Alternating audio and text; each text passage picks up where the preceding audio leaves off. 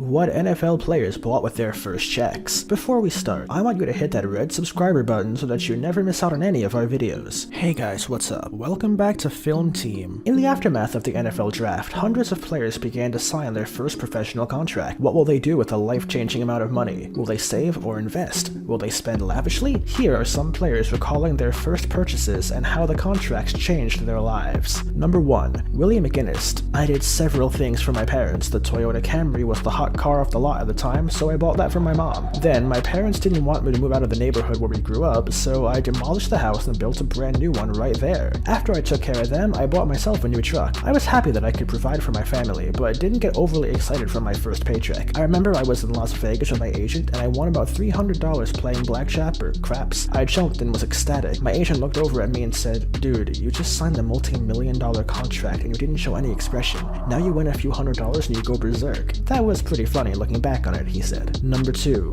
Michael Robinson. I bought some jewelry and a 2007 Chevrolet Tahoe when the vehicle's body style changed. I was hyped for that. I also bought a house with my signing bonus. I'm not gonna lie, I was scared to have a large sum of money. I thought somebody might rob me or take the money out of my account somehow. I'd never seen money on that scale before. I felt a responsibility, like, whoa man, there are so many people looking at me with this money that I can't fail. I feel like if I failed and blew a check this big, it would be embarrassing and a shame, said the star. Number 3. Heath Evans. The first thing I did was I bought my sister the Mercedes-Benz SUV that I'd always promised her. Being in Seattle, I remember going to Daniel's Broiler about once a week. That's how I splurged. I remember taking my signing bonus check to the bank before I left for training camp. It was so weird because I was walking around with $500,000 in a check in my pocket. I opened a bank account with that check, and there was no verification process because it boldly said Seattle Seahawks at the top. People at the bank were like, "Oh, Mr. Evans, welcome to town." That was a cool day. Number 4. David Carr.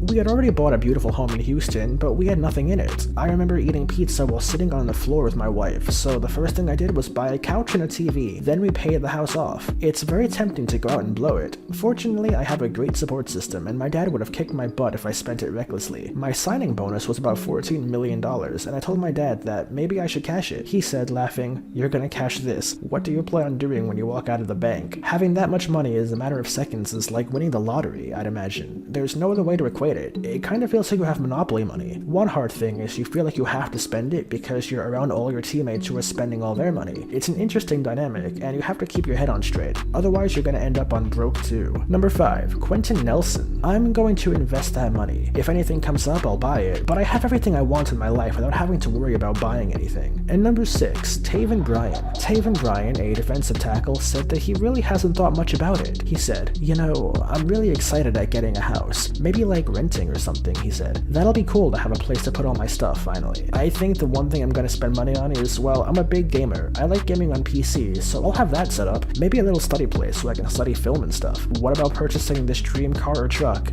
Nah, they kind of depreciate too much, so I don't want one of those," he said. And that brings us to the end of our video. I hope you enjoyed it. Hit like if you did, and don't forget to subscribe to our channel so that you don't miss out on any of our content in the future. Also afterwards, why not hit the notification bell so you stay updated whenever we upload a new video. And you see those 2 videos currently on your screen right now? I'm sure you'll love them if you watch them, so give them a watch. With that, I'll see you guys in the next video. Cheers.